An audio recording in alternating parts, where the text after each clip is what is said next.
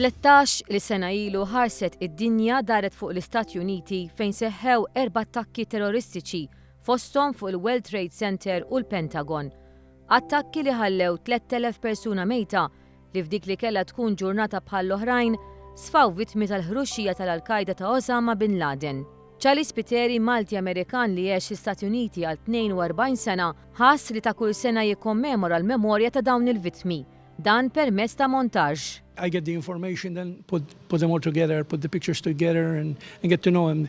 All of these have military ranks. I didn't put it in because I didn't know it would be appropriate to identify how many military are at the Pentagon or where at the Pentagon, all that kind of stuff. So I just put their names in there. But most of them are military.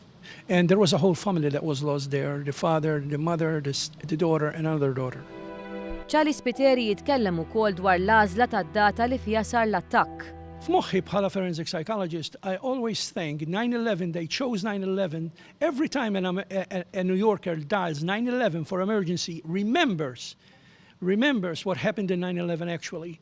And I think that was not just a physical warfare, it was a psychological warfare.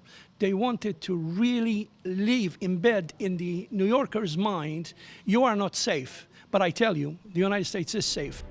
Dakinhar kien jum ta' tensjoni għad-dinja kollha fosthom dawk li għandhom qraba jgħixu l-Istati Uniti. U domna ħafna sakemm ħadna l-verifikazzjoni li dejja rajt u kellhom it-tfal damu ħafna ma jridux imorru skola x'qalu kellhom ħbibhom mamhom missierhom kienu jaħdmu New York u mietu.